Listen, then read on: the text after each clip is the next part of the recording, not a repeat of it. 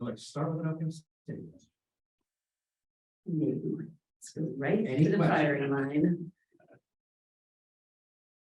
Becky, it seemed like midway through the second quarter and most of the second half, the Lynx threw a zone at you guys for a good amount of that time. And I think that was in large part why you had so many 3-point shots. Did you get looks you liked against the zone? Because I think it was the first time all season you guys had seen that. And how do you adjust your offense when teams throw different looks at you guys to try to slow down your high power offense? I thought overall, we actually handled the zone decently. I thought we got some good looks. When you look down and, you're 1 for 8, 1 for 9 or whatever, going down the line, there's some fatigue factor in there for sure, to take into consideration. It's early in the season. This is actually not just the back to back for us. It's 3 and 4 nights. So you kind of expect it. And then we were playing like this a lot. So it wasn't just, when you're missing, you're obviously sprinting back in transition defense a lot, and then they miss and you're sprinting back down the other end to stay in attack mode. So I saw our girls gassed, but I kind of wanted to push through it because we're not quite in the game shape that I want us in. And in basketball, the best way to get in game shape is to play the game. And so kind of letting them work through a little bit of fatigue without, letting it get too far away from us. There's a couple of times I was like, the normal 6 or 7 minutes was a hard 6 and 7 minutes tonight. It was not the normal, where you can catch a break here and there. But I thought they did steal a couple possessions from us with the zone, but overall I thought we did pretty well with it. Becky, kind of speaking on that fatigue, what are kind of the signs to you that your players are starting to feel it, and what are kind of your goals for player conditioning? One, I look at their face, and so I'm like, you don't see Alicia Clark gassed very often. And there was one stretch that I left her in there too long. We're like Candace. I'm just always trying to gauge where she's at, especially on a back-to-back. Just trying to push that line of getting us in shape, but not overdo it. Because the last thing I want to do is, get somebody injured because of fatigue. So I'm always keeping an eye on it. Mom tells me she never gets tired, but And then one more real quick. Chelsea had 10 assists, first time in double digits versus her this season. Just what did you like about the way she controlled the offense tonight? well, I mean, they, like I said, jumping into some zone, going back to man to man. I mean, she does a wonderful job of reading what they're in, what the spots are that we need to get certain people into. So I think that's in large part just to her IQ.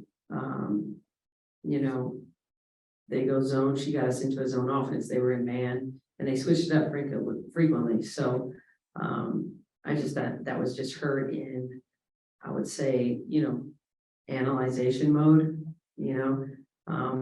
which is interesting because it's different than Kelsey, who I would say gets in probing mode a lot off the dribble. There's an analyzer, and then KP probes, seeing where the defense is, because she gets downhill quick, where Chelsea does a lot of her damage at the top of the key, picking you apart. So it's kind of nice to have the two options. Hi, Coach. Between the two Sparks games and now this Lynx game, you face it's basically 3 straight games of facing teams that like to put 2 on the ball and half court some variety. How have you felt about the process of your offense against those Bulls? Well, the other night I thought the 2 games in LA and then here, I thought they were very committed to taking away Chelsea and Kelsey. And we know Coach Miller did that in Connecticut. He started blitzing and bringing big traps. And then tonight you start seeing Jackie getting some of it. So my message to them is just, you don't like getting double teamed, you got to burn the double team. And we burn the double team. You get rid of it quickly, and we're learning that. And I thought we got some really nice stuff the last couple of games out of when they brought 2. Make or miss, I'm more about the quality of shot we're getting after it, the decision making after we get it out of the blitz. But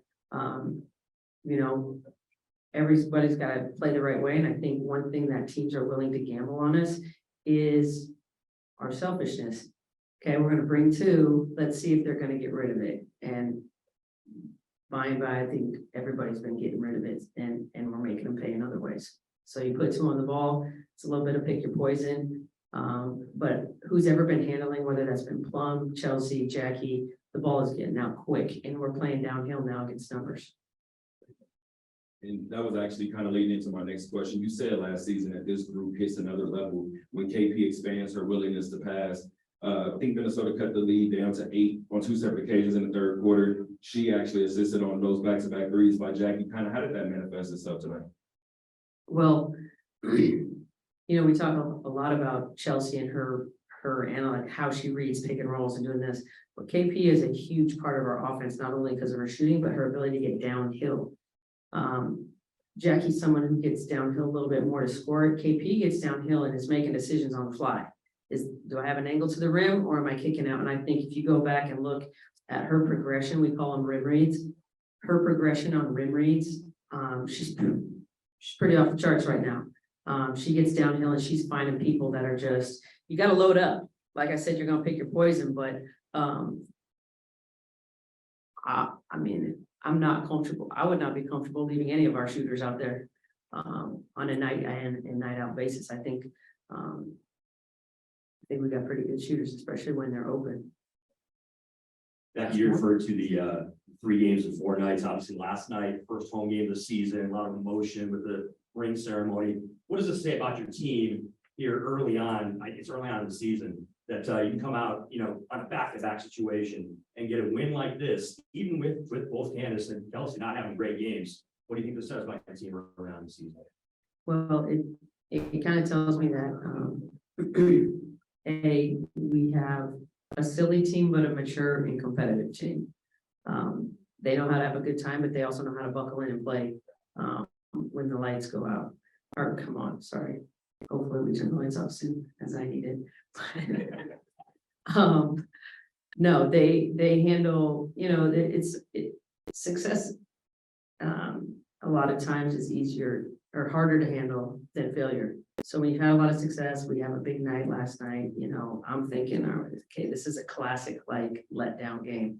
But honestly, I was asked it earlier today. This team has not given me any reasons to think that they will not show up on any given night, no matter the circumstances. They come to compete, they come to play, and they play hard.